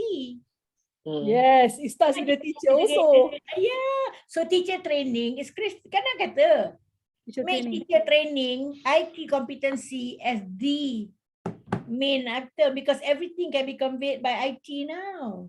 Yes. You can go anywhere. Exactly. Not anywhere, even physical. Yeah. Macam dekat blackboard lagi dah. Tak pakai dah tu semua. Everything is on IT. Right, the teacher buat research on something, they download the research ni, then they forward to every member of the class, every student in the class. And okay, I just forwarded, read. Tak payah pergi library dah, QR respond kan. Ada kecil-kecil buat macam tu? Tak ada. Kena, it's not in the SOP. It's not in what they need Teaching to be done. No, I did that teaching manual. Only an innovative teacher will say, oh ni, look ni, I just read this book, very valid, valid. And then they share. I write it down in my words and then nak repeat, tak payahlah. I just download from the source kan. And okay, I have all, maknanya you have to have all the mobile number kan. Or your computer, whatever, I'm now downloading. Please. They have group chats now, which is easy for them to transfer. That's where the precursor of this class, which is together physical and virtual. Virtual doesn't mean distant. I mean using computer. Yeah. We're all physically present, but there's no book. Yeah. Flipping a page, you know what I mean? For some things that is written only the book is in the library, satu je copy. Kesian kita dulu. Yeah, I got university up very Like early. in a book. Yeah. Scroll, you know. Spot. And you cannot cannot hawk. Tak boleh lama. In other words, if the teacher can download something so important, precious information, Yeah. that alone is already going to solve a lot of problem, right? Yes. There you are. Okay, 9 minutes towards ni. Tan Sri. Now with the current situation sekarang ni, kita can you just summarize in terms of, okay, here our audience are alumni members, CBN PIBG parents, and there are students as well are watching this. What would you, I mean, going towards where we are supposed to go or perceived to be and things like that, what would your advice to all of us? Sebab sekarang ni banyak orang, ramai orang tengah marah, frustrated, and because these are the things that we cannot control, but we have to accept ke, adapt ke. So what would you... let me put it this way. I don't think we all can accept any nonsense. Right? You can list out all the nonsense that we've been tolerating. That's one thing, right? But what are the remedies? Okay, democratically speaking, the elections always there, general elections. The people make their choices, okay? Make the choice. Secondly, on the other things that's within our power to forge, to create, we do it. I talk about values. Let's begin with the basic question of values and principles. Whether you are a judge, whether you're a PM, whether you're an entrepreneur, whether you're a student, you're a teacher, you're a mother or father, those are the ones that guide you through life. So, I dah cakap, as parents, you should be able to not lecture to your children, but show good examples of discipline and honesty, and of course, respect for other people, multiracial kan. I brought up like that. My friends were all multiracial. I never look at them as Indian, but no Malaysia, you know. Yeah, CBNers are like that. CBNers are like that. That they did not independence. I'm talking about what? Belum lagi. Until 51, 49. Never look at them. The shopkeeper was a Chinese, Indian, jual gempah. Tak ada. Because our family didn't, and all families of those days didn't think like that, you know. Didn't question where their grandfather came. So we were brought up during times when matter of race, religion is immaterial, right? Then came the new generation where politics became the driver of divisiveness, where people say, I can get votes by targeting the Malay community. I can get votes by targeting Chinese community. And that kind of thing, you know. I can get votes if I go to that Muslim area. So I wear my hijab. So that has changed the mindset. Not that they love these people. The votes count. After that, they went talk bad about the Chinese. After getting the Chinese votes, and then they condemn. They pergi kat Melayu, they condemn. So this is a hypocrisy of politics. But people who have been nurtured and ingrained with that value, they don't succumb to it, you know. They kata, great, kan? Yeah. So, you can lecture for 3 hours. I'm not going to take it, you know. I was my friend, best friend, all mati racial. Betul tak?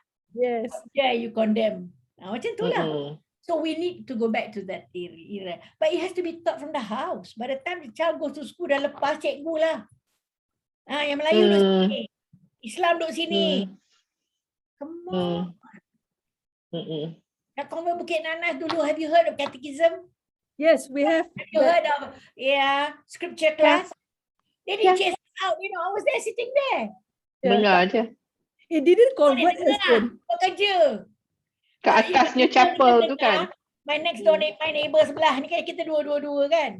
Yeah. Scripture ni dia by rote. Dia meriksa hadis lah kan. Hafal. Gambar-gambar lah budak ni kan. Yang I ni, I got a little bit of better memory. Sambil buat kerja I, prompt this girl. Dan dia tak catch because kita cakap pelan-pelan.